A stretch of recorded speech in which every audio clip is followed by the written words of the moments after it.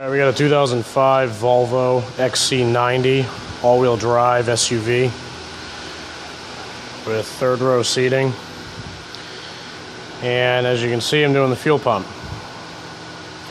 There's a bunch of videos out here on how to do it, so I'm not going to bore you with the details.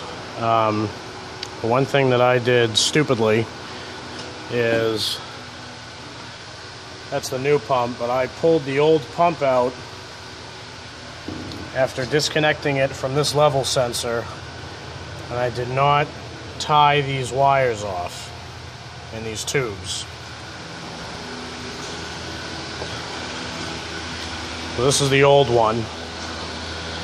So that's the pump. These tubes come out of it, and there's one electrical connector, and that goes over to the other side of the gas tank.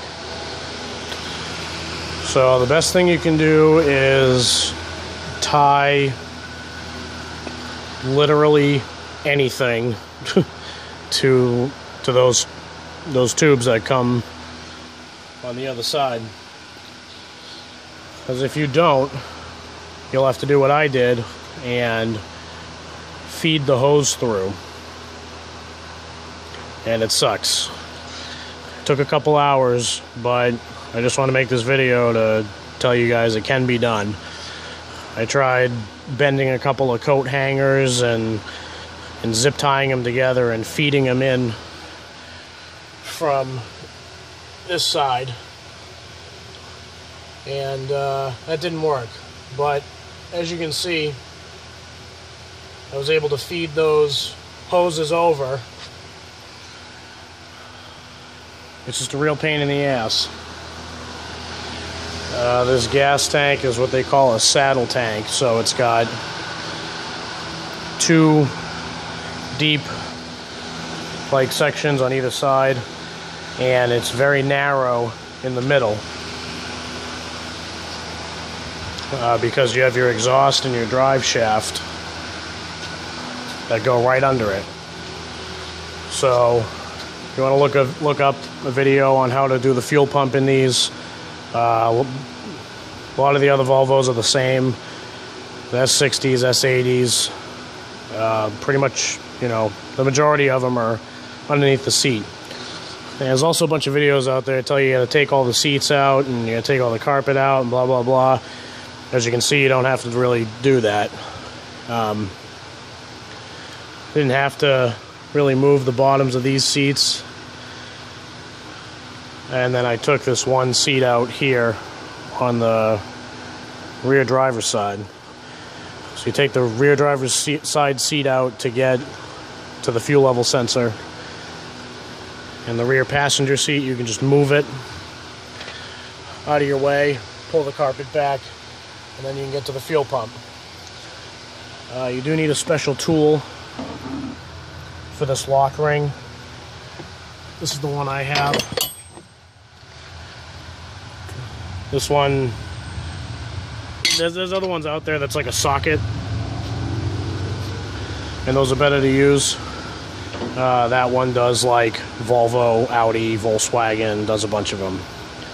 So it does work, it just doesn't work as easily or quickly as it is if you buy the correct lock ring removal socket for Volvos. But yeah, like I said, main point of the video is when you disconnect this fuel level sensor on the rear driver's side, it's got that one electrical plug that goes into it, that white plastic piece. Clips in right here. But absolutely tie something off to these hoses on the old one. Make sure it's fairly long.